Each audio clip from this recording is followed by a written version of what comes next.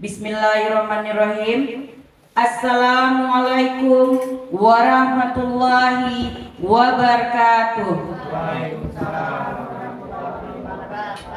Pembukaan diseminasi budaya positif akan kita mulai.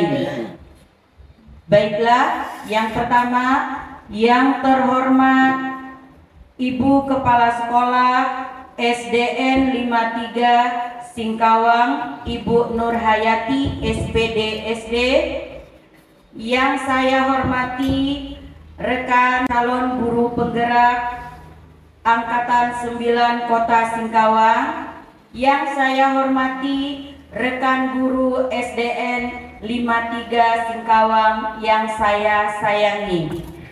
Pertama-tama, marilah kita panjatkan puji dan syukur atas rahmat serta hidayahnya sehingga pada saat ini kita bisa berkumpul dalam keadaan sehat walafiat.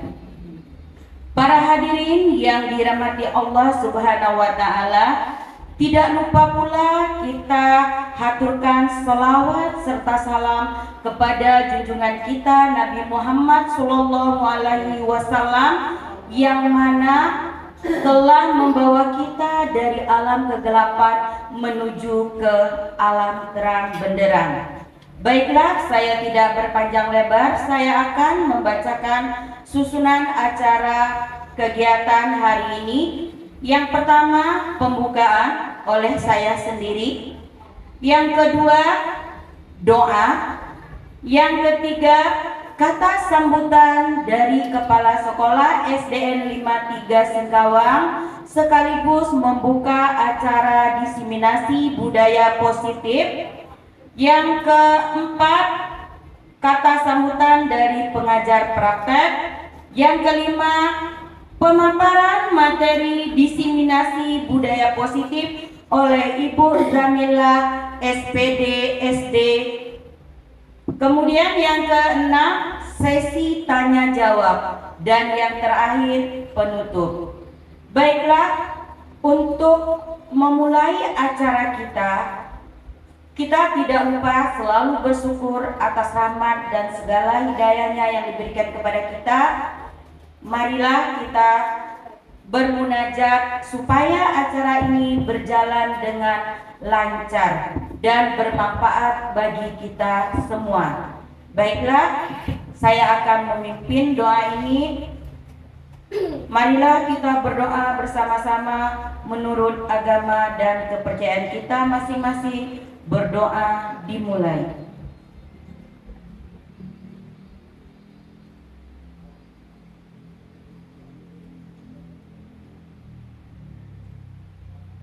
Selesai. Acara selanjutnya yaitu kata sambutan dari Kepala Sekolah SDN 53 Singkawang sekaligus membuka acara diseminasi budaya positif oleh Ibu Nur Hayati SPD SD. Kepada Ibu kami persilakan.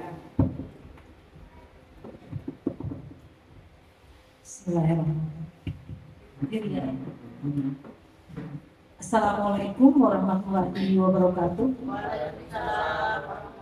Yang saya hormati calon guru penggerak Kota Singkawang, Dewan Guru SDN 53 Singkawang.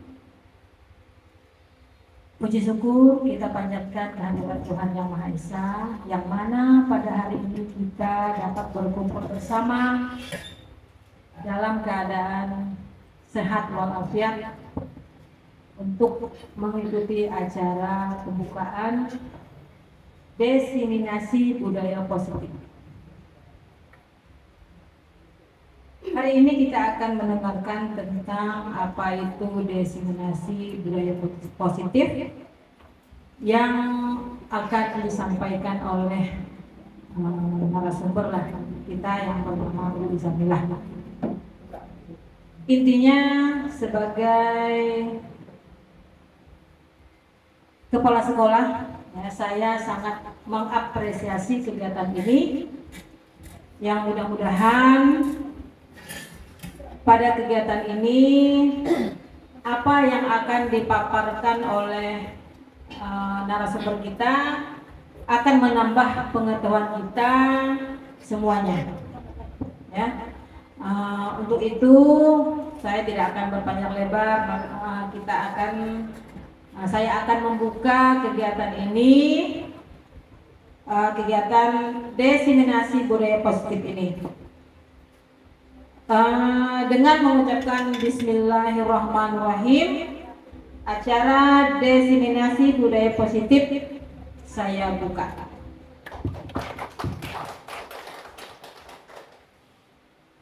Nah, untuk itu tidak berpanjang lebar lagi. Mudah-mudahan acara kita ini lancar sesuai dengan rencana, ya. Tidak banyak yang dapat saya sampaikan, ya. Mudah-mudahan kita semuanya ikut berpartisipasi dalam kegiatan ini.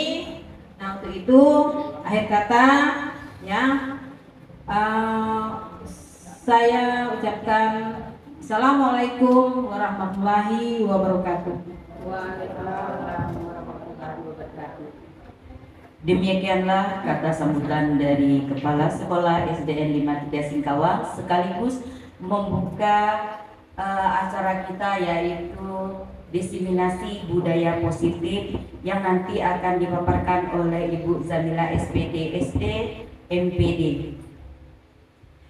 Baiklah, sebelum kita ke acara inti, saya akan mengulas sedikit masalah diseminasi budaya positif, di mana kita tahu budaya positif pasti sudah kita lakukan di sekolah-sekolah, ya, pasti tahu, pasti arahnya ke disiplin, kemudian peraturan-peraturan kelas itu nanti yang akan dipaparkan oleh rekan kita. Nanti sama-sama kita akan mendengarkan apa-apa saja sih yang menjadi budaya positif. Nanti di sini akan diulas semuanya supaya kita tahu bahwa di sini juga Bu Jamila sebagai guru penggerak dan saya juga sebagai rekan guru penggerak, kita banyak belajar tentang budaya positif di sini, ya. Nanti mudah-mudahan dapat disebarkan di sekolah di mana beliau bertugas, begitu juga dengan kami. Baiklah, untuk acara selanjutnya yaitu acara inti, pemaparan diseminasi budaya positif oleh Ibu Zamila SPD SD, kami persilahkan.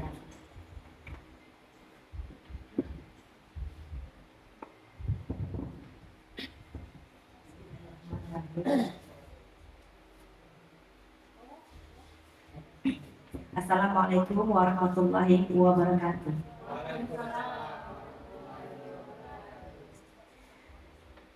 Selamat pagi dan salam sejahtera untuk kita semua.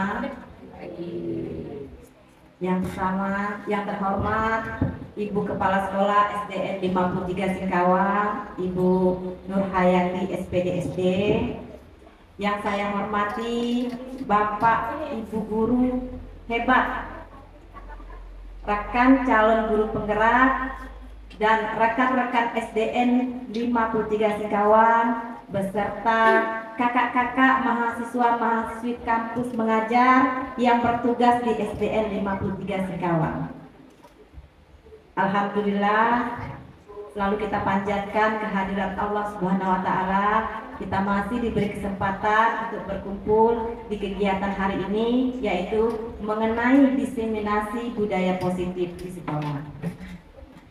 Adapun Bapak Ibu yang akan saya sampaikan nanti bukan berarti saya yang berada di depan ini paling hebat, paling pintar. Tidak ya Bapak Ibu.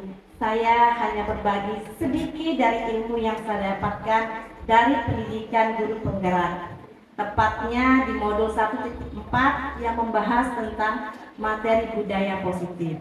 Nah, semoga apa yang nanti akan saya sampaikan bisa bermanfaat buat kita bersama dan bisa kita terapkan dan menjadi budaya di sekolah kita masing-masing. Baik, Bapak Ibu, saya langsung saja memaparkan materi tentang diseminasi budaya positifnya. Dari tadi kita bicara tentang budaya positif. Apa itu budaya positif? Mungkin Bapak Ibu sudah ada yang pernah mendengar apa itu budaya positif. Boleh sharing ke kita di sini sebelum saya lanjutkan lagi materinya. Ada Bapak Ibu? Baik. Budaya positif. Nah, budaya positif ini adalah sebuah nilai kebaikan yang menjadi keyakinan dan pada akhirnya akan menjadi karakter atau ciri khas dari sebuah komunitas atau lembaga. Demikian juga dengan sekolah akan menjadi ciri khas sekolah tersebut. Nah, budaya positif di sekolah itu isinya tentang nilai-nilai yang diyakini oleh warga sekolah dan berkembang menjadi sebuah kebiasaan-kebiasaan yang berpihak pada murid-murid kita dan pada akhirnya dapat menumbuhkan karakter positif pada diri murid. Kebiasaan-kebiasaan yang sudah membudaya nanti tentu akan berjalan dengan sendirinya, walau dengan pengawasan maupun tidak tanpa pengawasan. Nah, untuk dapat melaksanakan budaya positif di sekolah ini, tentu diperlukan motivasi intrinsik atau motivasi dari dalam diri kita, warga sekolah. Siapa warga sekolah? Guru, kepala sekolah, murid, komite, orang tua siswa, semua warga sekolah. Nah, seorang guru, apalagi saat ini kita berprofesi sebagai guru, harus memiliki kemampuan untuk mewujudkan budaya positif di sekolah. Budaya positif tersebut dapat kita terapkan melalui beberapa konsep-konsep yang ada, antara lain disiplin positif dan nilai-nilai kebajikan universal, memahami motivasi perilaku manusia yang berkaitan dengan hukuman dan penghargaan, keyakinan kelas, posisi kontrol seorang guru, dan penerapan segitiga restitusi dalam penyelesaian masalah. Adapun konsep-konsep inti dari budaya positif ini ada 6 ya Bapak Ibu. Yang pertama, disiplin positif dan nilai-nilai kebajikan universal. Yang kedua, teori motivasi, hukum, dan penghargaan. Yang ketiga, mengenai keyakinan kelas. Yang keempat, kebutuhan dasar manusia dan dunia berkualitas. Yang kelima, mengenai 5 posisi kontrol seorang guru. Yang terakhir, mengenai restitusi. Nah, restitusi ini akan saya jelaskan lebih detail di akhir nanti. Nah, 6 inilah Bapak Ibu yang akan kita pahami, yang akan saya sebarkan kepada Bapak Ibu pada hari ini. Yang pertama, mengenai nilai positif dan nilai-nilai kebajikan universal. Dikarenakan terjadinya perubahan dunia dari waktu ke waktu, otomatis pendidikan di dalam dunia pun juga berubah. Salah satunya pembelajaran dengan paradigma baru merupakan pembelajaran yang dirancang berdasarkan prinsip berdiferensiasi. Nah, ini yang sedang digalakkan saat ini ya Bapak Ibu. Sehingga para murid belajar sesuai kebutuhannya berdasarkan tahap perkembangan sesuai teori psikologi modern untuk mewujudkan profil pelajar Pancasila. Di era baru ini kita tidak lagi menerapkan stimulus respon, tapi kita beralih kepada teori kontrol. Dan teori kontrol ini terjadi beberapa miskonsepsi atau kesalahpahaman mengenai teori kontrol ini. Yang pertama mengenai bahwa ilusi guru mengontrol murid. Kita beranggapan bahwa kita sebagai guru bisa mengendalikan murid-murid kita. Namun pada dasarnya kita tidak dapat memaksa murid kita untuk berbuat sesuatu jika murid itu memilih untuk tidak melakukannya. Kalaupun kita bisa mengontrol perilaku murid, itu bukan karena kita bisa, tapi karena anak tersebut membiarkan dirinya atau mengizinkan dirinya untuk kita kontrol. Jadi di teori baru ini kita tidak bisa mengontrol orang lain selain diri kita sendiri. Saat teori kontrol mengatakan bahwa semua perilaku memiliki tujuan, bahkan terhadap perilaku yang tidak disukai. Jadi kalau anak-anak melakukan kesalahan, itu pasti ada tujuannya. Ini menurut teori kontrol. Nah, miskonsepsi yang kedua, ilusi bahwa penguatan positif, efektif, dan bermanfaat. Penguatan positif atau bujukan adalah bentuk-bentuk kontrol. Kita terkadang beranggapan bahwa ketika ada ulangan, anak-anak ayo belajar. Nanti kalau kamu belajar minimal 30 menit sehari, kita bujuk mereka supaya nanti apa? Kamu bisa dapat nilai yang tinggi. Nah, bujukan-bujukan seperti itu adalah segala usaha kita untuk mempengaruhi murid agar mengulangi suatu perilaku tertentu. Nah, itu merupakan salah satu wujud kita mengontrol murid tersebut. Namun, dalam jangka waktu tertentu, ketika murid itu sadar kita kontrol, dan terkadang ada yang mencoba menolak, tidak mau mengikuti apa yang kita omongkan.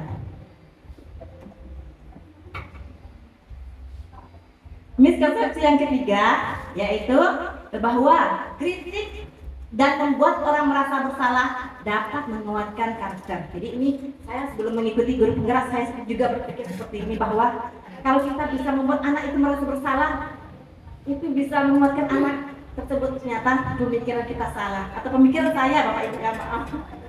Menggunakan kritik dan rasa bersalah untuk mengontrol murid menuju pada identitas gagal. Jadi bukan keberhasilan, malah kegagalan yang kita dapatkan. Mereka belajar untuk merasa buruk tentang diri mereka. Mereka mengembangkan dialog diri yang negatif. Kadangkala sulit bagi guru untuk mengidentifikasi bahwa mereka sedang melakukan perilaku ini. Jadi terkadang itu sulit dideteksi. Karena seringkali guru menggunakan suara halus. Kita ngomongnya pelan untuk menyampaikan pesan negatif, padahal sebenarnya arah kalimatnya menjadi negatif. Miskonsepsi yang selanjutnya yaitu ilusi bahwa orang dewasa memiliki hak untuk memaksa. Banyak orang dewasa yang percaya bahwa mereka memiliki tanggung jawab untuk membuat murid-murid berbuat hal-hal tertentu. Terkadang kita merasa kita sudah tua, kita berada yang paling tua di sini. Kita beranggapan bahwa kita bisa memaksa mereka karena mereka lebih muda dari kita. Apapun yang dilakukan dapat diterima selama ada sebuah kemajuan berdasarkan sebuah pengukuran kinerja. Pada saat itu pula orang dewasa akan menyadari bahwa perilaku mereka memaksa tidak akan efektif untuk jangka waktu yang panjang. Kalau dalam jangka waktu dekat mungkin iya, tapi dalam jangka waktu panjang itu tidak efektif. Dan sebuah hubungan permusuhan akan terbentuk. Ujung-ujungnya anak kita akan dendam terhadap kita. Mengubah paradigma stimulus respon ke pendekatan teori kontrol.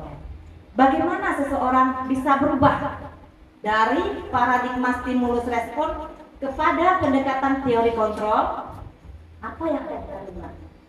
Nah, ini saya dapatkan dari Stephen R. Covey dalam bukunya Principle Centered Leadership tahun 1991, mengatakan bahwa bila kita ingin membuat kemajuan perlahan atau sedikit-sedikit, maka yang kita harus lakukan adalah ubah sikap atau perilaku kita.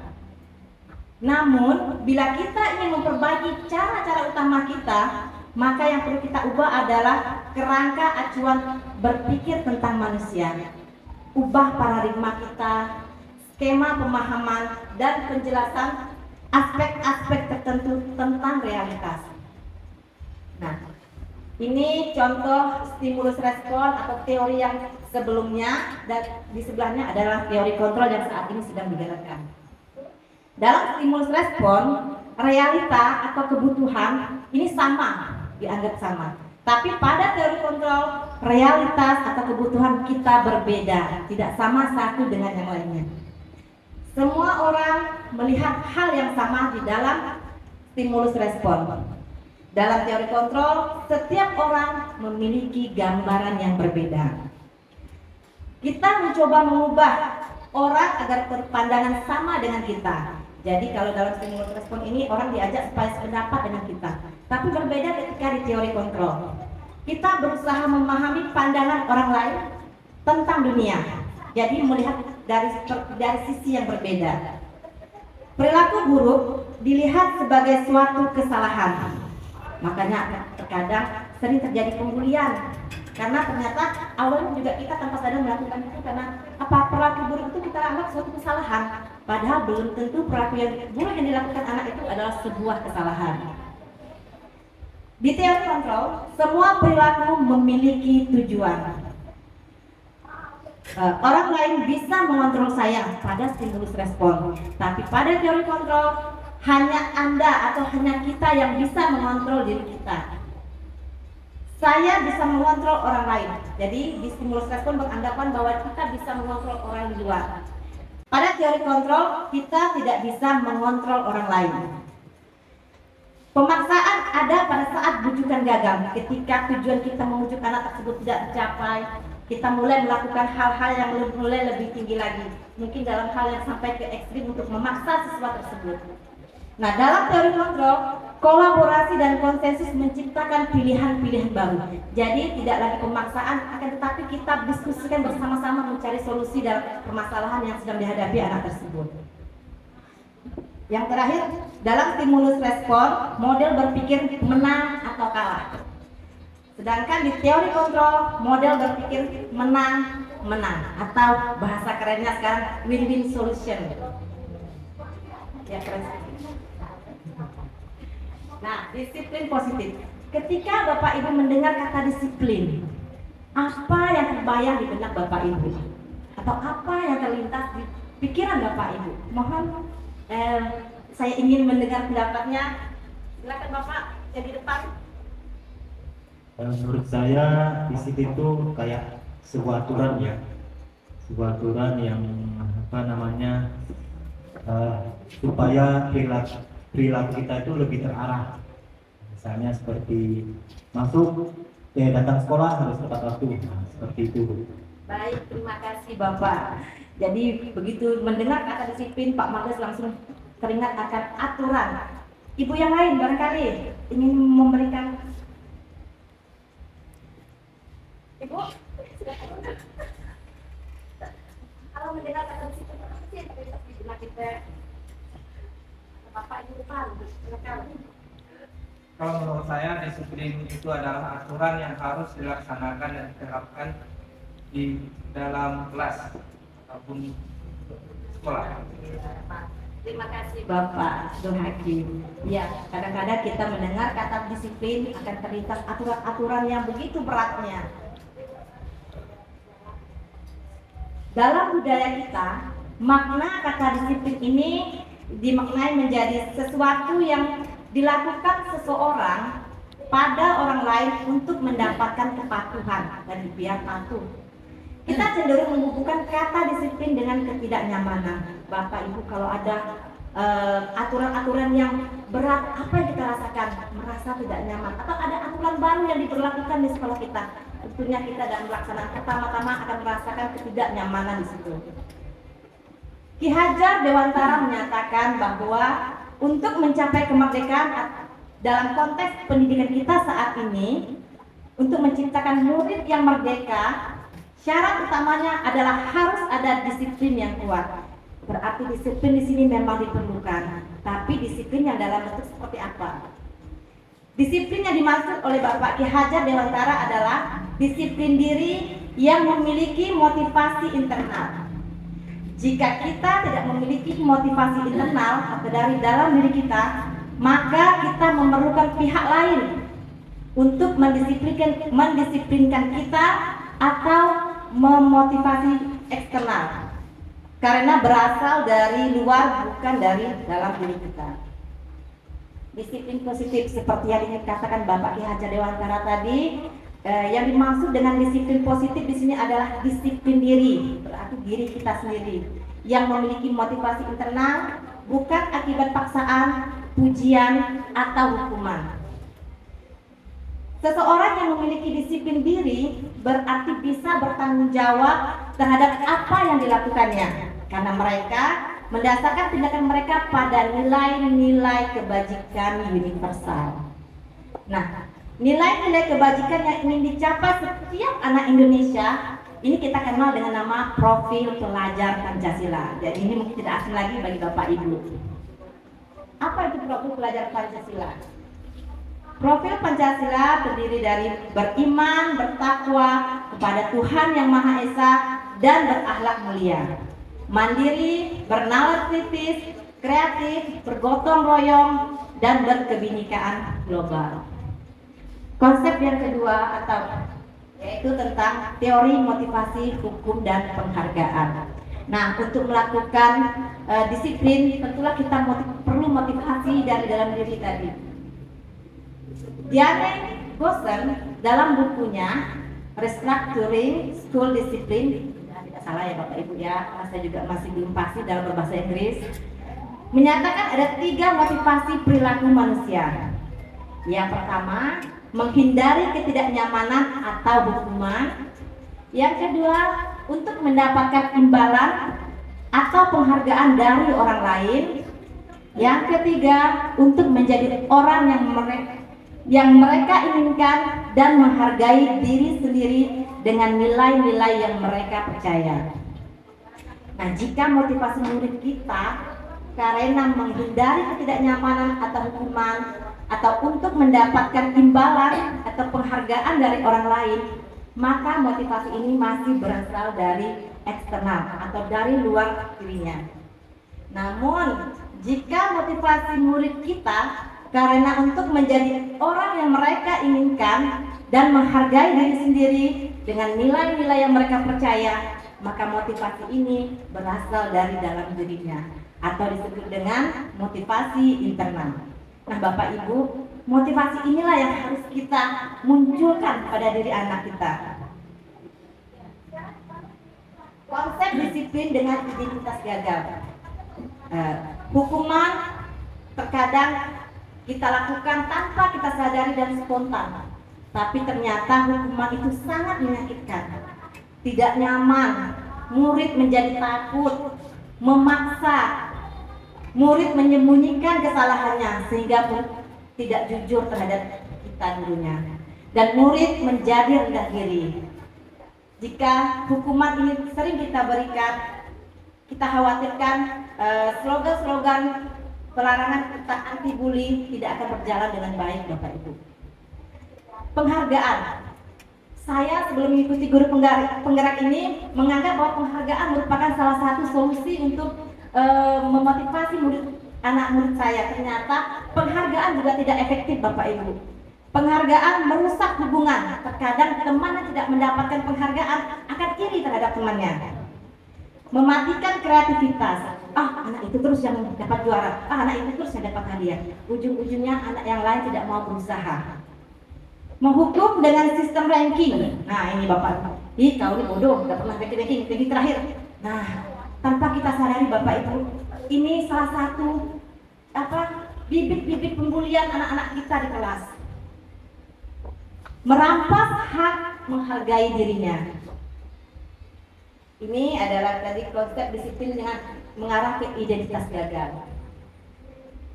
Konsep disiplin dengan identitas sukses. Ternyata ada yang bisa kita lakukan lebih baik dari hukuman dan penghargaan. Yang pertama, konsekuensi. Konsekuensi ini penguatan jangka pendek, monitoring berkelanjutan, stimulus respon, murid menghormati peraturan, kehilangan waktu untuk merenungi kesalahan. Konsekuensi ini seperti ini Bapak Ibu.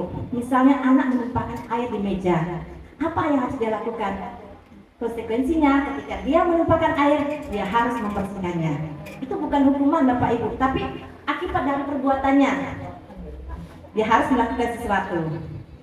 Restitusi, murid bertanggung jawab untuk perilakunya. Fokus pada pemecahan masalah jangka panjang, murid menghormati dirinya dan orang lain. Teori kontrol, dirinya memegang kontrol maksudnya. Murid bersemangat memperbaiki kesalahan. Nah Bapak Ibu, restitusi ini dianggap paling baik karena murid diajak berdiskusi dalam memecahkan masalah yang mereka hadapi sendiri, dan mereka yang akan menemukan solusinya sendiri nanti. Konsep disiplin dengan pendekatan restitusi. Nah, ini yang akan lebih banyak dijelaskan nanti Bapak Ibu. Ini adalah sebuah cara menanamkan disiplin pada murid daripada menggunakan hukuman atau penghargaan tadi. Restitusi adalah sebuah proses menciptakan kondisi bagi murid untuk memperbaiki kesalahan mereka, sehingga mereka bisa kembali kepada kelompok mereka tanpa rasa malu dengan karakter yang lebih kuat. Ini bukan semacam penebusan dosa ya Bapak Ibu ya, berbeda. Ciri-ciri restitusi bukan penebus kesalahan, namun belajar dari kesalahan. Memperbaiki hubungan, tawaran bukan paksaan. Jadi kita tidak memaksa anak tersebut, tapi dia akan menyadari kesalahan mereka sendiri.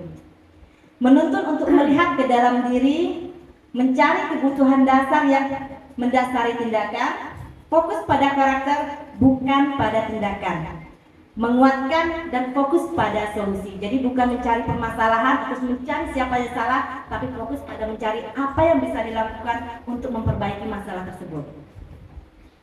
Mari Bapak Ibu kita menelaah sejenak. Mungkin kegiatan di bawah ini pernah kita lakukan.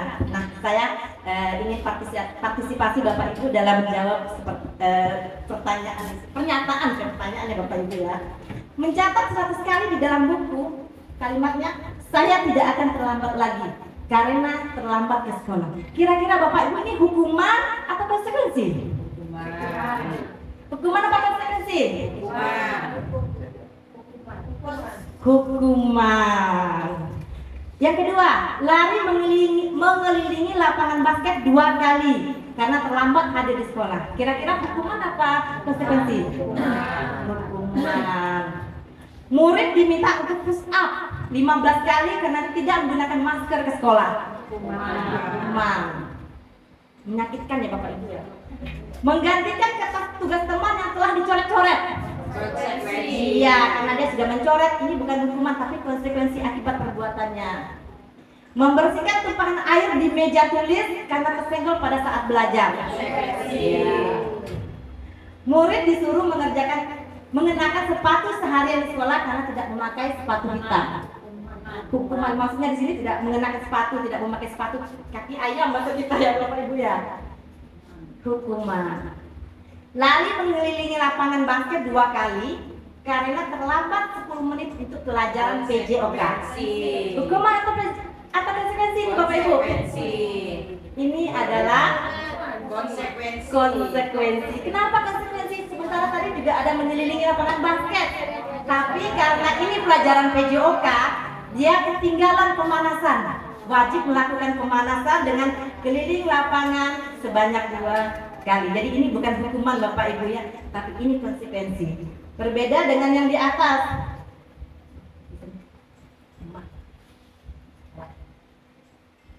Sebagai guru, tentulah tujuan kita yaitu menciptakan anak-anak yang memiliki disiplin diri sehingga mereka bisa berperilaku mengacu pada nilai-nilai kebajikan universal dan memiliki motivasi intrinsik, bukan ekstrinsik.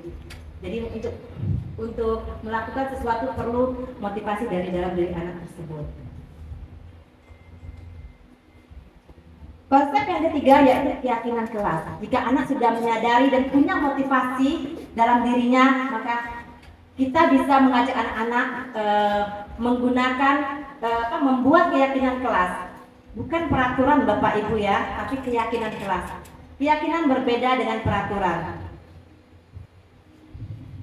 Keyakinan yaitu nilai-nilai kebajikan universal yang diucapkan secara tersirat dan tersurat lepas dari latar belakang suku, negara, bahasa maupun agama.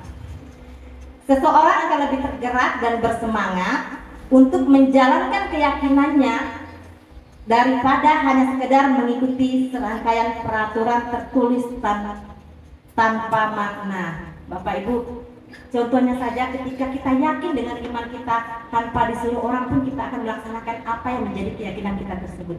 Demikian juga dengan keyakinan kelas ini. Murid perlu mendengarkan, memahami arti sesungguhnya tentang peraturan dan apa saja peraturan dibuat. Untuk itu, guru berperan dalam mewujudkan terbentuknya keyakinan kelas atau sekolah dengan adanya kesepakatan antara guru dan murid. Jadi keyakinan kelas ini bisa kita terapkan melalui kesepakatan murid.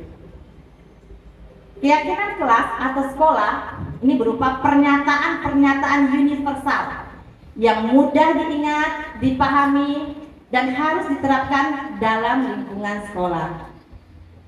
Cara pembuatan keyakinan kelas, saya yakin Bapak Ibu sudah melaksanakannya, hanya baru mengetahui namanya. Cara pembuatan keyakinan kelas yang pertama, keyakinan kelas hendaknya bersifat abstrak, dituliskan berupa pernyataan-pernyataan universal. Pernyataan keyakinan kelas senantiasa dibuat dalam bentuk positif. Nah, ini berbeda. Ini yang membedakan antara keyakinan kelas dengan peraturan kelas. Kalau peraturan kelas, peraturan itu biasanya dimulai dengan kata-kata negatif. Jangan, dilarang, tidak boleh. Itu adalah kata-kata negatif. Nah, keyakinan kelas kita tidak boleh menggunakan kata-kata jangan tadi. Tidak. Keyakinan kelas sebaiknya sesuatu yang diterapkan di lingkungan sesuai dengan kondisi sekolahnya. Semua warga kelas hendaknya ikut berkontribusi dalam pembuatan keyakinan kelas atau curah pendapat. Jika mereka sudah hadir ketika pembuatan keyakinan kelas, maka mereka tidak akan lagi punya alasan untuk tidak mengerjakan atau melanggar aturan yang telah kesepakatan yang telah dibuat bersama. Bersedia meninjau kembali keyakinan kelas dari waktu ke waktu. Jadi keyakinan kelas ini bisa kita rombak ketika kita merasa ini sudah tidak perlu diperlukan lagi atau perlu ditambah. Ini masih bisa, Bapak Ibu. Contoh antara peraturan dengan keyakinan kelas. Peraturan, selalu kembalikan buku ke tempatnya. Keyakinan kelas apa yang kita tuju di sini? Ternyata tanggung jawab. Peraturan menggunakan kata-kata dilarang mengganggu orang lain. Tapi kalau kesepakatan menghormati orang lain dan diri sendiri. Jadi kata-kata negatif kita bisa mengambil dari peraturan, tapi kita ubah kalimatnya yang negatif tadi menjadi kalimat yang positif. Dilarang terlambat sekolah, datang tepat waktu atau komitmen pada tujuan. Dilarang melakukan kekerasan. Ini keyakinannya adalah keselamatan. Apa yang keyakinan yang selanjutnya? Menghormati orang lain. Jangan berlari di kelas atau koridor. Ini keyakinannya adalah untuk keselamatan dan keamanan. Ini sekilas tadi tentang keyakinan kelas yang bisa diterapkan di sekolah atau di kelas Bapak Ibu masing-masing. Nah, kadang-kadang anak-anak kita sudah kita sepakati bersama, tapi masih yang namanya anak-anak ya Bapak Ibu ya tetap saja melakukan kesalahan-kesalahan atau melakukan perbuatan yang menurut kita kurang baik. Nah, anak tersebut melakukan kegiatan tersebut bukan berarti tidak memiliki tujuan. Berarti ada kebutuhan dasar anak tersebut yang tidak terpenuhi. Nah, materi yang keempat ini mengenai kebutuhan dasar manusia dan dunia berkualitas. Seperti yang telah saya katakan tadi, bahwa seluruh tindakan manusia memiliki tujuan. Semua yang kita lakukan adalah usaha terbaik kita untuk mendapatkan apa yang kita inginkan. Ketika seorang murid melakukan suatu perbuatan yang bertentangan dengan nilai-nilai kebajikan atau melanggar peraturan, hal tersebut dikarenakan mereka gagal memenuhi kebutuhan dasarnya. Misalnya nih Bapak Ibu, ada anak-anak yang main kue atau main lempar-lemparan. Nanti kita sering bilang nih dulu nih, oh masa kecil tidak bahagia. Ternyata Bapak Ibu ada kebutuhan dasarnya yang tidak terpenuhi. Makanya mereka berbuat demikian. Baik Bapak Ibu, 5 kebutuhan dasar manusia. Nah ini yang perlu kita ketahui. Jadi kita nanti bisa mengidentifikasi murid-murid kita. Kenapa dia berperilaku seperti itu? Kebutuhan dasar apa yang tidak dia penuhi sehingga dia berbuat seperti itu. Yang pertama, kebutuhan bertahan hidup.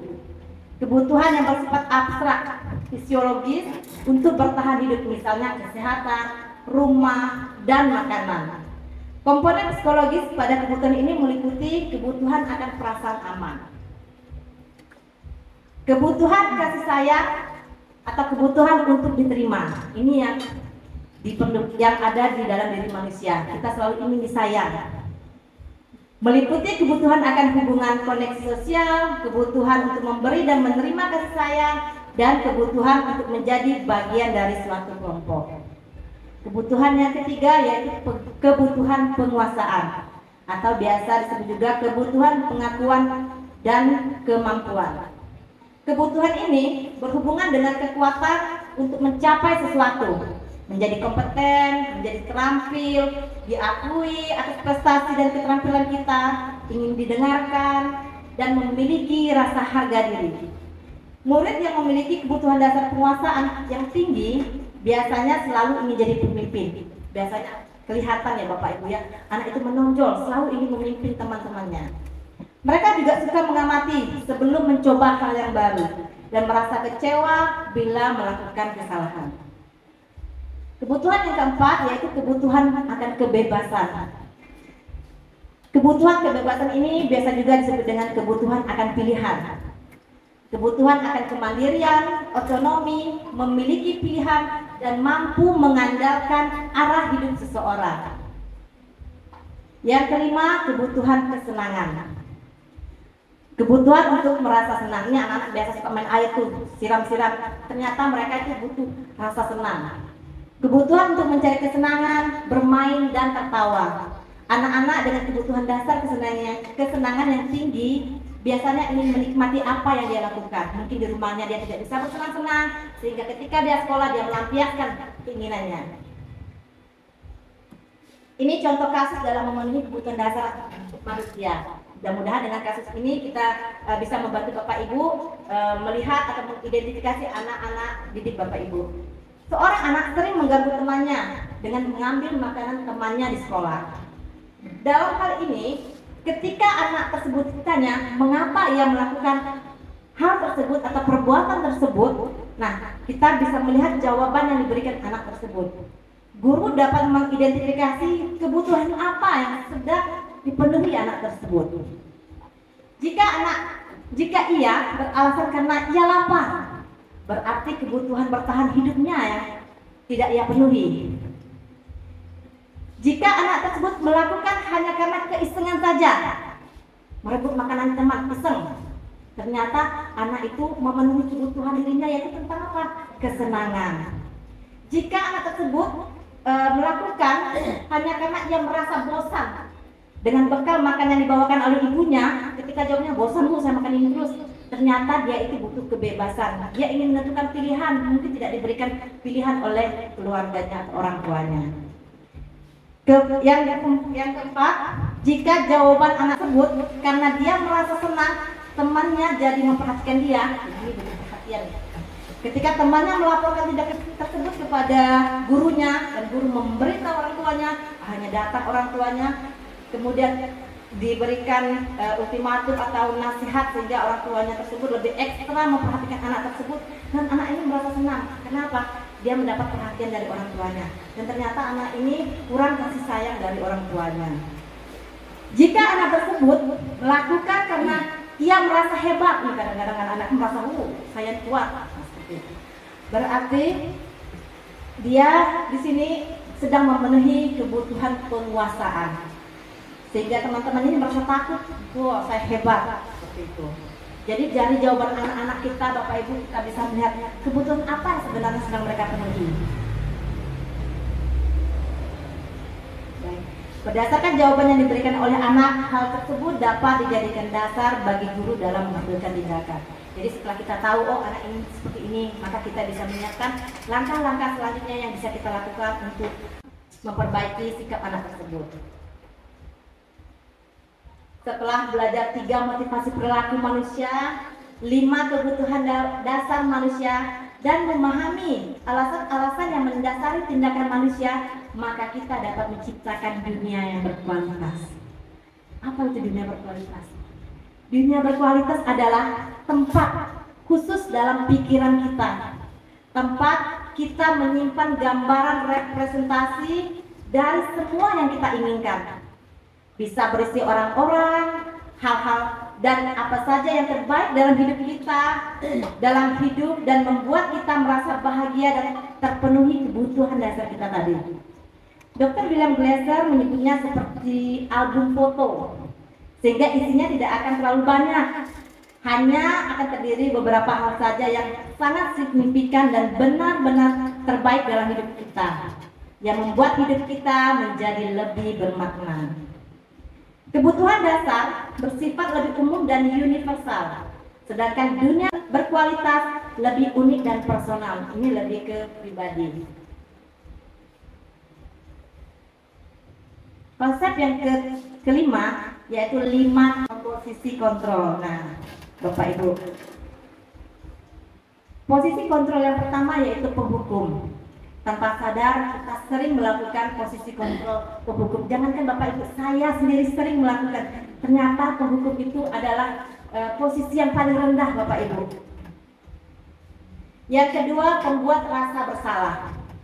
Yang ketiga, sebagai teman. Yang keempat, sebagai pemantau. Yang kelima, sebagai manajer. Posisi penghukum. Nah, seorang penghukum bisa menggunakan hukuman fisik maupun verbal. Terkadang bisa memukul, bisa juga dengan kata-kata.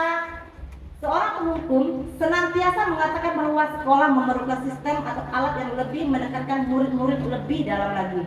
Kita tanpa sadar dan menghukum ini terkadang kita lakukan dengan spontan. Guru seperti ini senantiasa percaya bahwa hanya ada satu cara agar pembelajaran bisa berhasil, yaitu cara dia. Ini pasti bisa sesuai dengan cara saya. Yang kedua, membuat posisi rasa bersalah. Nah, biasanya di posisi ini guru mengeluarkan suara yang lebih lembut. Guru menggunakan keheningan yang membuat orang lain merasa tidak nyaman, bersalah, atau rendah diri. Di posisi ini, murid akan memiliki penilaian diri yang buruk tentang diri mereka. Murid akan memiliki penilaian diri yang merasa tidak berharga dan telah mengecewakan orang-orang yang disayang. Kata-kata yang sering keluar dari mulut kita jika kita berada di posisi pembuat rasa bersalah, ibu sangat kecewa sekali dengan kamu. Berapa kali harus ibu beritahu? Gimana coba kalau orang tua kamu tahu? Apa orang tuamu tidak sedih? Kita sering menggunakan kata-kata seperti itu, pelan dan mendayu. Ternyata itu membuat anak merasa bersalah. Dan itu bukanlah posisi yang baik Bapak Ibu bagi kita seorang guru. Yang ketiga, posisi teman. Biasanya bisa guru tidak akan menyakiti murid dalam posisi teman, namun tetap berupaya mengontrol murid melalui persuasi. Hal positif dari posisi ini yaitu terjalin hubungan baik, tapi ada juga negatifnya. Negatifnya yaitu murid akan tergantung dengan guru tersebut. Murid hanya akan bertindak untuk guru tertentu. Jadi kalau bukan guru itu dia tidak mau kerjakan. Kalau bukan gurunya masuk, saya tidak mau kerjakan. Nah, seperti itu. Dan bila suatu saat guru tersebut tidak membantu, maka murid akan sangat kecewa pada guru tersebut. Saya pikir Bapak, Ibu, itu teman saya, ternyata tidak. Dalam posisi teman, guru biasanya berkata, ayo bantulah demi Bapak, kerjakan ya. Ayo, ya tidak Bapak, bantuin Bapak selama ini. Ya sudah, kali ini tidak apa-apa. Nanti Ibu yang akan bereskan. Nah, biasanya kita berkata seperti itu. Ternyata kata-kata itu memposisikan kita sebagai teman. Yang keempat, posisi pemantau.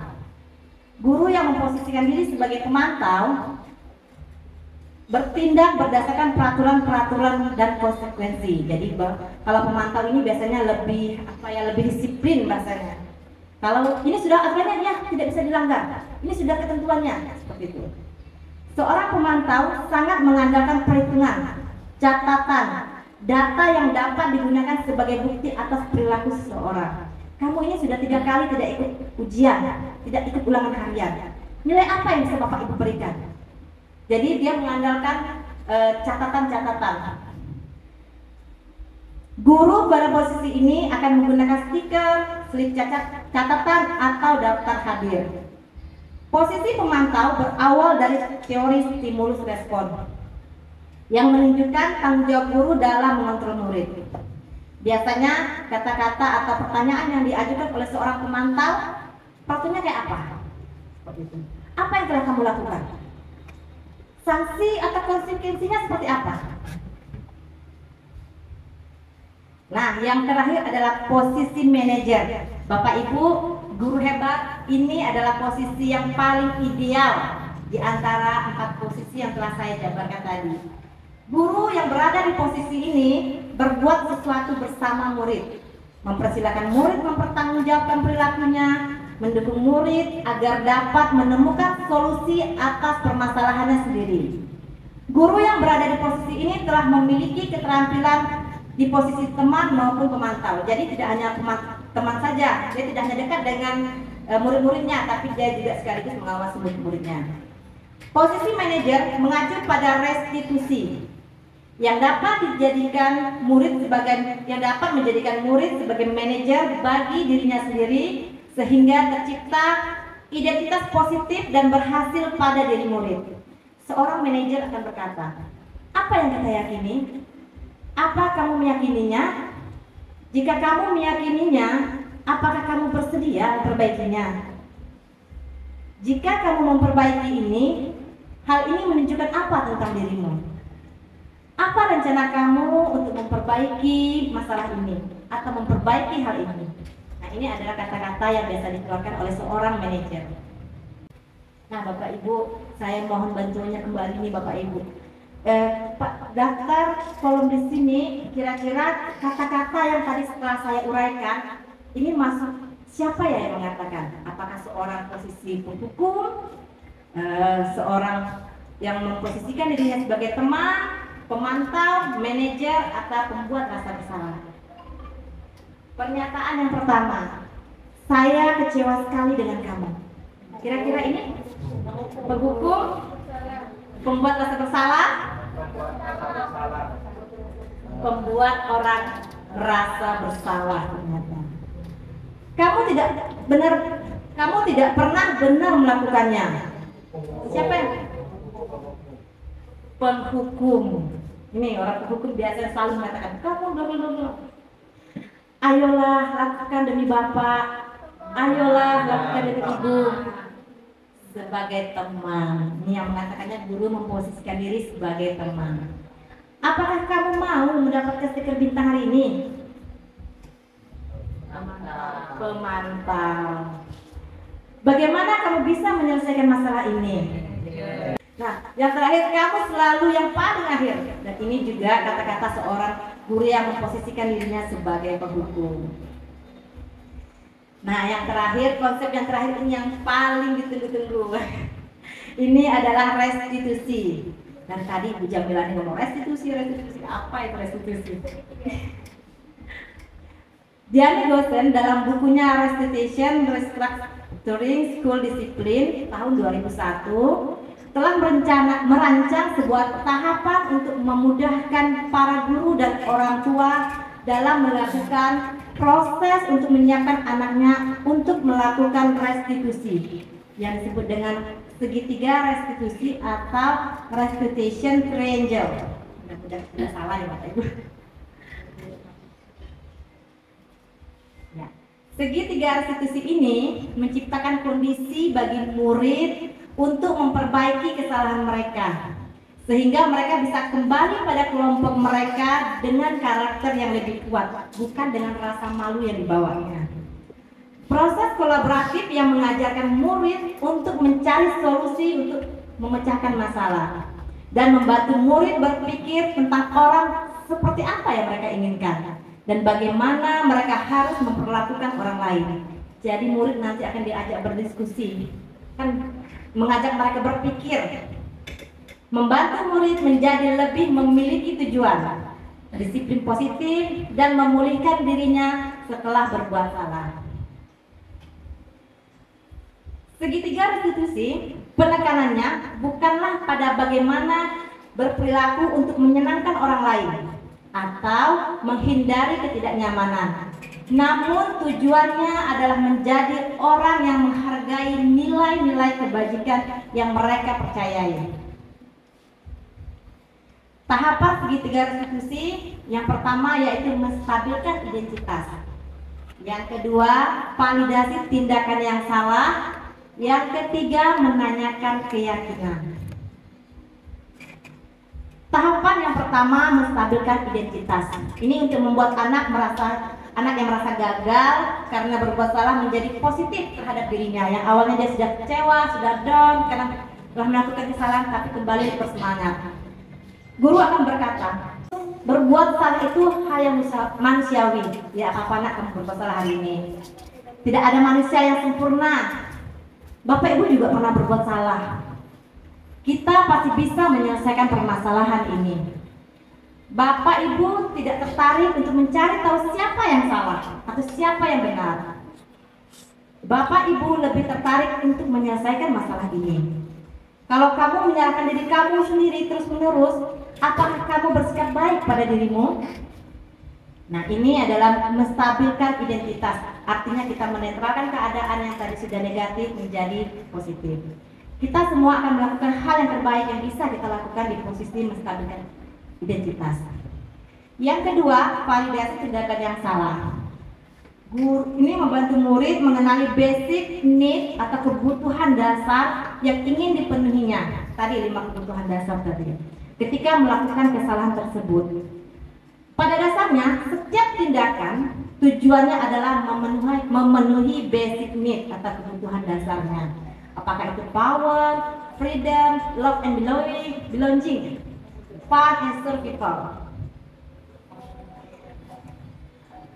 Guru berkata, ketika berada pada tahap validasi kesalahan, kata-kata yang bisa kita sampaikan kepada murid yaitu, kamu bisa saja melakukan hal yang lebih buruk, tapi kamu tidak melakukan itu.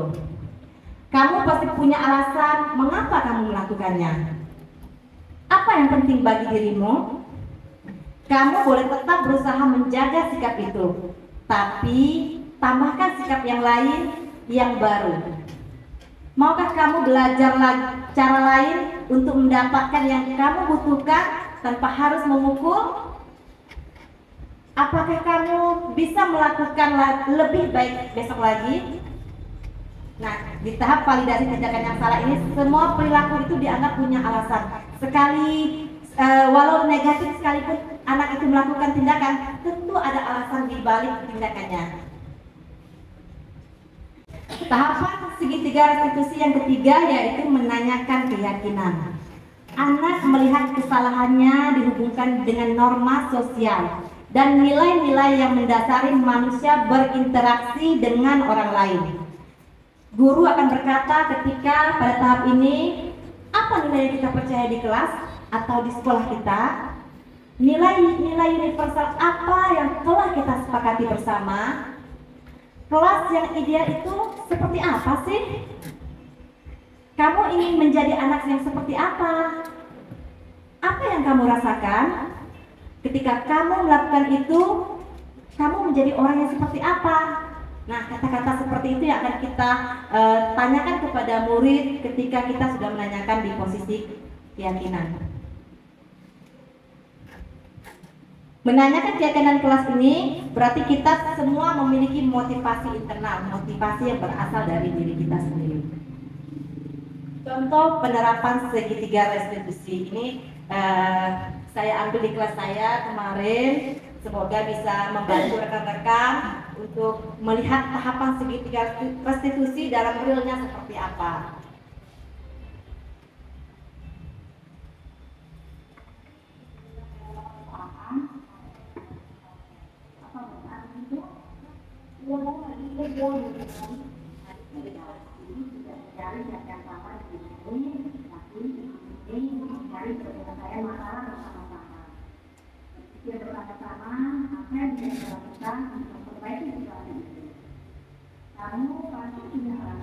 Validasi tindakan yang salah.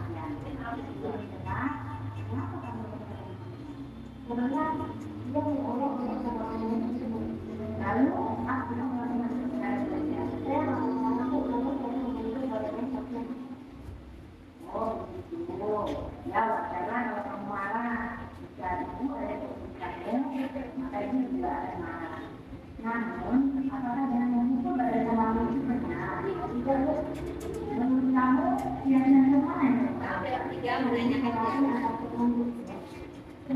ya benar, akan bisa kita saling menghormati antar yang makhluk, pasti tidak bisa terburuk. Baik, yang mau berdiri, maka keyakinan apa yang mau kamu lakukan, bisa kamu lakukan. Mau kamu bekerja memperbaiki masalah ini, apa yang akan kamu lakukan untuk memperbaiki masalah ini? Saya harus jadi bersabar dan melakukan masalah saya. Itu ada teman yang menjadi melakukan yang saya akan melakukan kepada guru yang sudah menjadi di kelas. Ya, lakukan sebagai kamu menjadi. Kamu tidak menemukan solusinya. Ya, jangan membuat main teman-temannya. Kita semangat ya. Ibu. alasan itu beberapa segitiga ini yang terjadi di kelas saya, temannya mengejek nama orang tua. Ini yang melakukan tindakan. Saatnya ibu dengar dari Juliani, kamu mengikuti nama orang tua. Oh, benar itu? Nah, setiap orang pasti pernah melakukan orang. Berarti tidak mencari anak, tapi ibu mencari penyelesaian dari sama dengan apa yang bisa lakukan untuk menyelesaikan masalah ini dan memperbaiki suatu ini. Kamu pasti punya alasan mengapa kamu berbuat kalau menanyakan alasan mengapa kamu menjadi orang tua.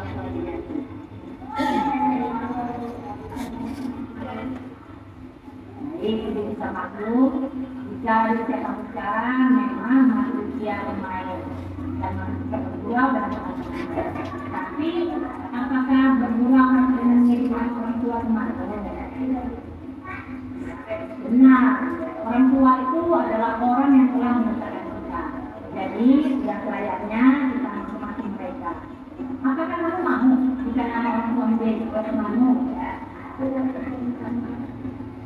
Kamu pastikan tidak dengan keyakinan mewah dan berkata bersama.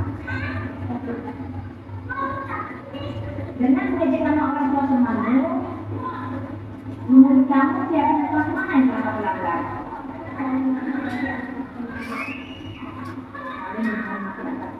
Ya, nah menurut kamu sikap saling menghormati antar teman itu apakah penting untuk dilakukan? Ya memang menurut kamu itu penting, kamu bersedia memperbaiki masalah ini. Lalu apa yang akan kamu lakukan untuk memperbaiki masalah itu?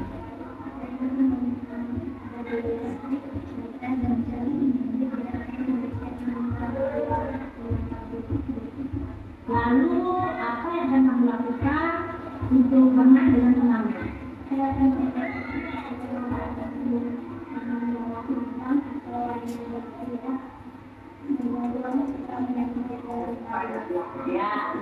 sudah benar. Sekarang lagi bermain jangan dibalik ya.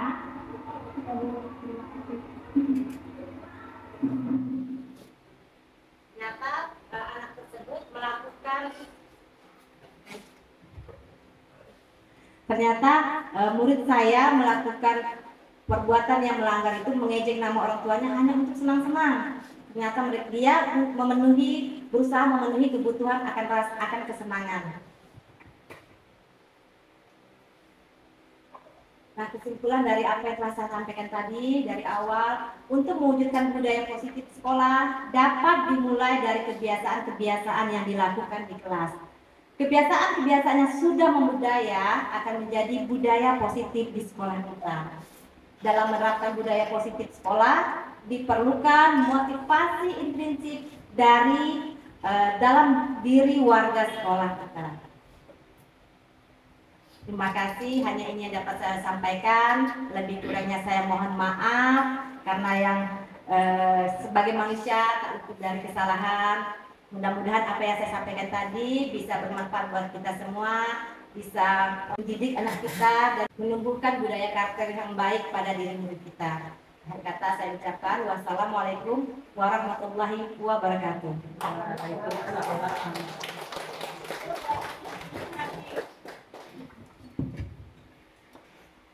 Demikianlah pemaparan diseminasi budaya positif oleh Ibu Zanila.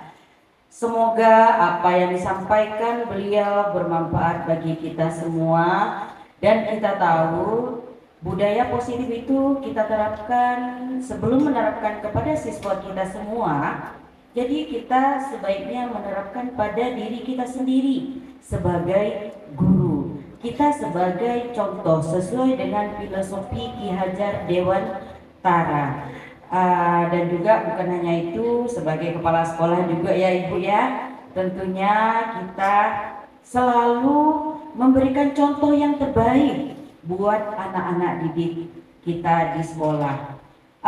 Untuk acara selanjutnya yaitu sesi tanya jawab.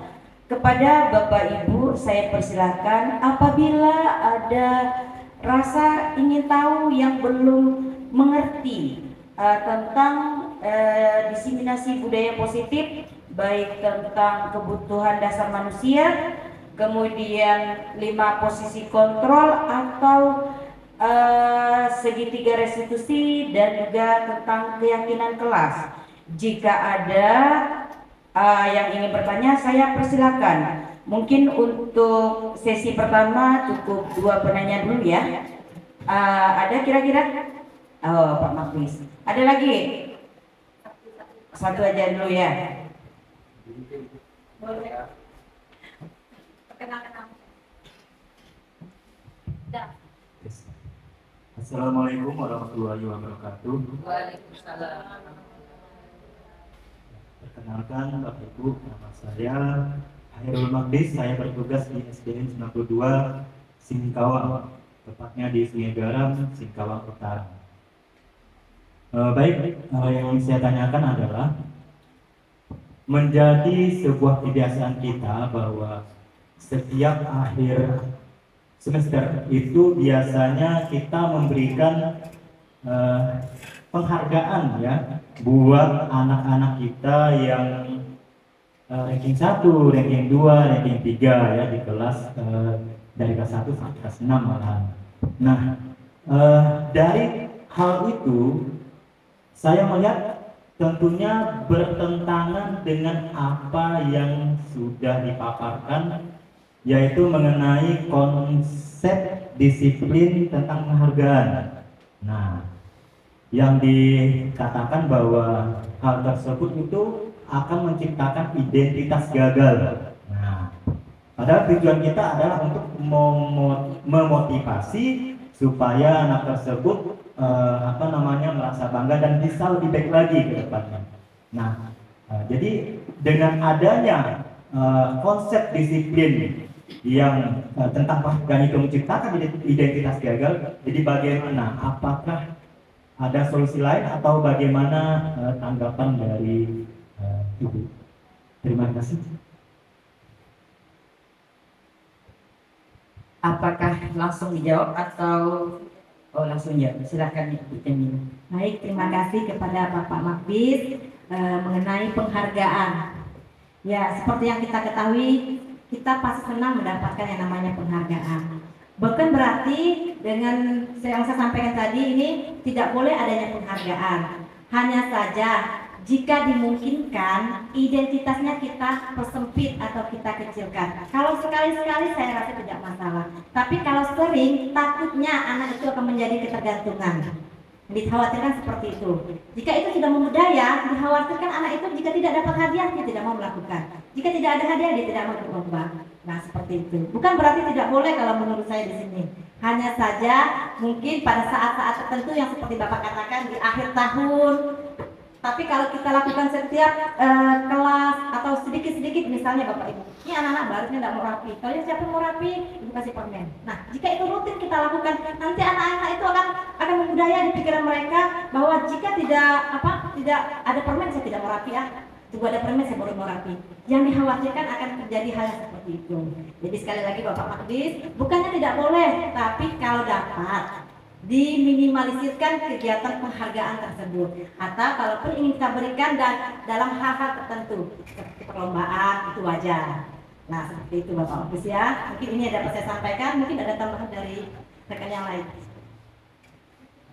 Ada tambahan dari rekan yang lain? Ada?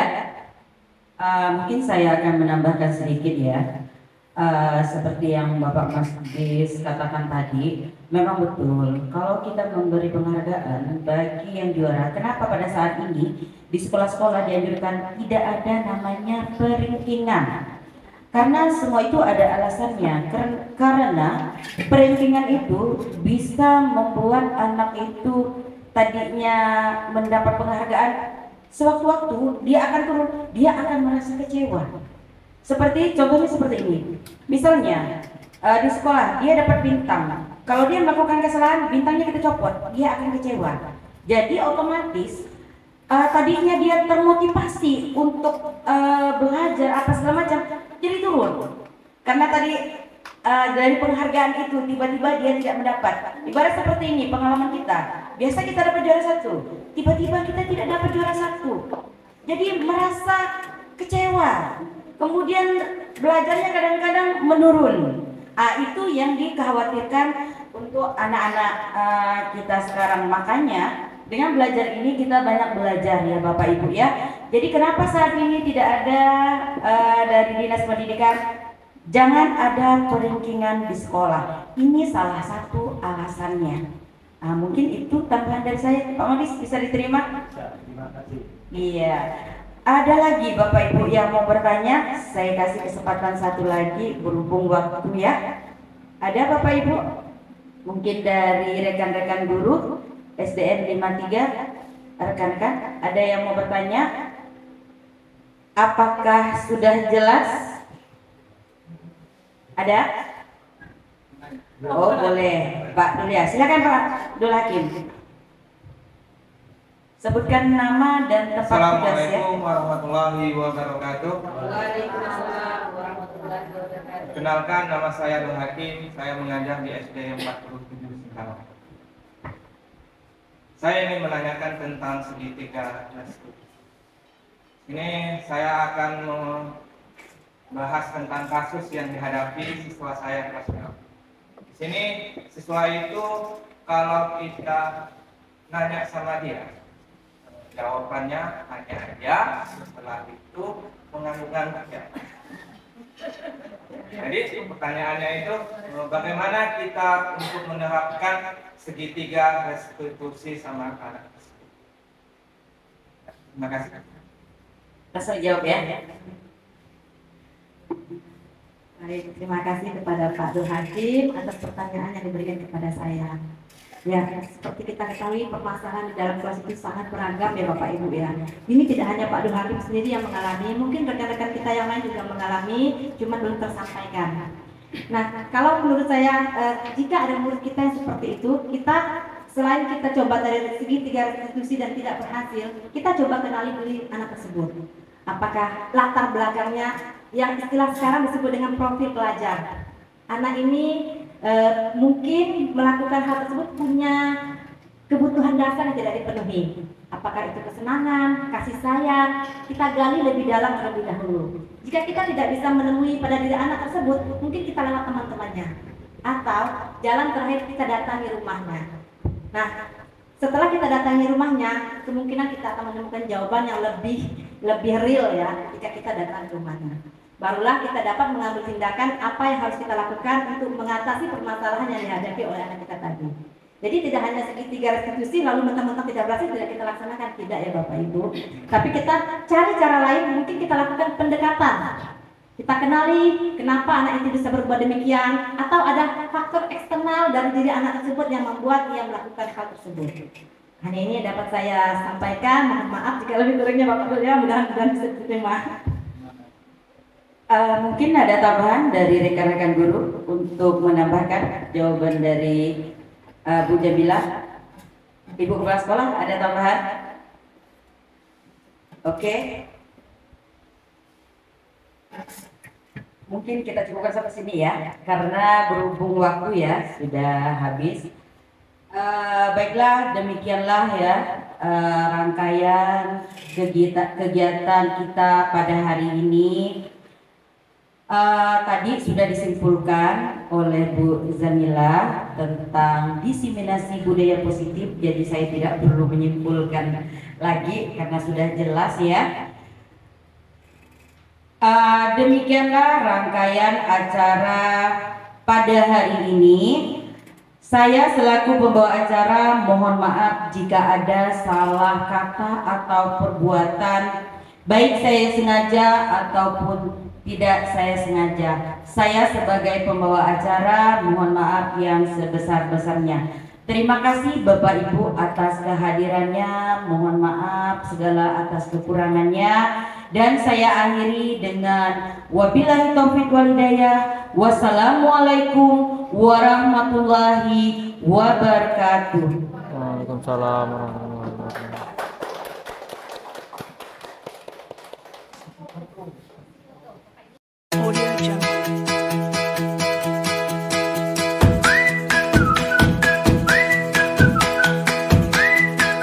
Selamat pagi semuanya.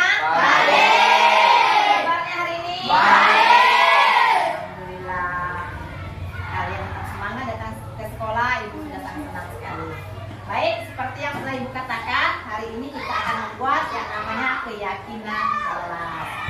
Keyakinan kelas, ada yang sudah tahu? Ada yang sudah pernah mendengar ya. Nah, keyakinan kelas ini sesuatu yang kita yakini. Keyakinan kelas kita ambil dari kesepakatan kita bersama. Jadi kesepakatan ini kalau dulunya ini dikenal dengan peraturan kelas. Hanya bedanya peraturan kelas ini dulu itu sepertinya mewajibkan, mengharuskan dan membuat kita merasa tidak nyaman. Jangan datang terlambat. Wah, kalau datang sedikit saja terlambat sudah mulai takut. Kali ini kalimatnya diganti dengan kalimat yang bernada positif. Yang dimaksud dengan kesepakatan kelas. Contohnya tadi, jangan datang terlambat ke sekolah. Kita ganti menjadi datang tepat waktu. Nah, seperti itu. Mengapa harus keyakinan kelas? Karena kalau sudah kalian yakini dan tertanam di dalam diri kalian, maka kalian akan melaksanakan yang namanya keyakinan, kesepakatan bersama dengan penuh tanggung jawab. Kalian ingin tidak kelasnya nyaman? Apakah senang belajar kalau kelasnya ribut? Tidak. Apakah nyaman kalau kelasnya kotor? Tidak. Nah, untuk itu Ibu ingin mengajak kalian hari ini kita bersama-sama membuat yang namanya kesepakatan kelas. Baru kita lanjutkan menjadi keyakinan kelas kita.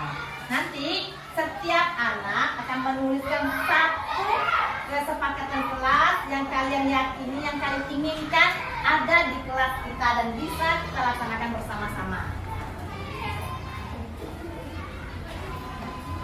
Nah, kalian silakan menuliskan di sini. Kemudian kalian tuliskan di sini. Nanti ditempel di papan tulis di tempat yang sudah Ibu sediakan. Bagikan satu-satu.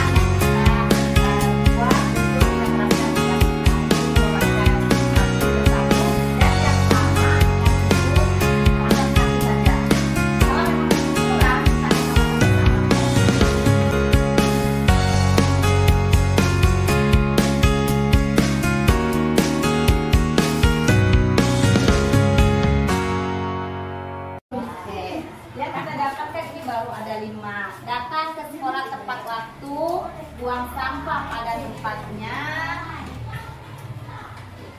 piket dengan penuh tanggung jawab, menghormati antar teman, mengerjakan ulangan dengan jujur. Nah, kira-kira ada yang mau ditambahkan lagi tidak? Tidak. Ini kesepakatan yang sudah kita laksanakan bersama. Jadi, tidak ada lagi mau ditambahkan? Nah, kalau tidak ada, berarti ini akan menjadi keyakinan kelas kita dan Ibu harapkan kesepakatan yang telah kita buat bersama harus dilaksanakan dengan penuh tanggung jawab, dengan penuh keyakinan, dengan penuh kesadaran diri. Setelah ini, Ibu ingin kalian menandatangani. Ini setuju nggak nih semuanya nih? Setuju. Kalau sudah setuju, berarti kita sudah bisa menandatangani persetujuan bahwa kita telah membuat kesepakatan kelas hari ini. Satu persatu, tanda tangan.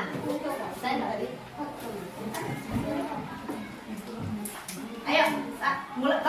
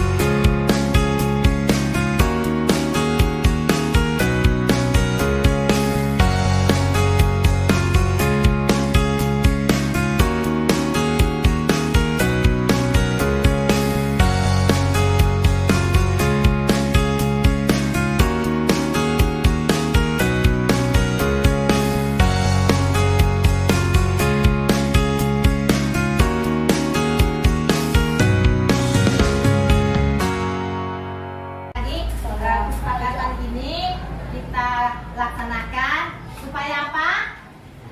Kelas kita menjadi apa? Nyaman. Belajarnya lebih nyaman. Mengenai kebersihannya, kelas kita juga menjadi nyaman, tidak kotor. Baik, sekali lagi Ibu harapkan mudah-mudahan dengan adanya keyakinan kelas ini dan keyakinan yang sudah kita yakini di dalam diri kita, kalian melaksanakannya dengan sungguh-sungguh. Bisa? Bisa. Bisa? Bisa. Oke, terima kasih.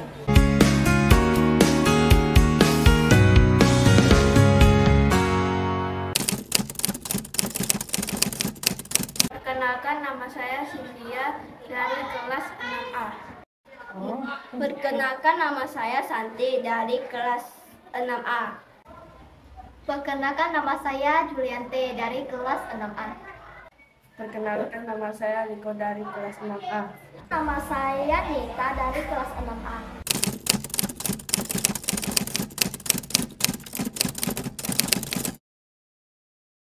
Saya sangat senang sekali. Saya sangat senang. Saya sangat antusias sekali.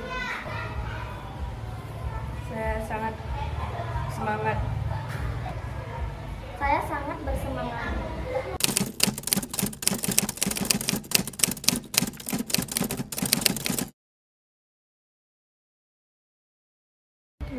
Sangat penting. Sangat-sangat penting. Sangat penting. Sangat penting. Sangat-sangat penting.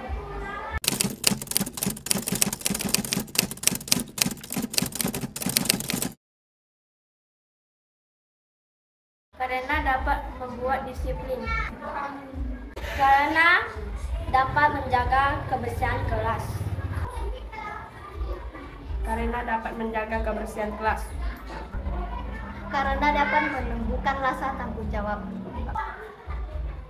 Karena dapat menumbuhkan rasa tanggung jawab.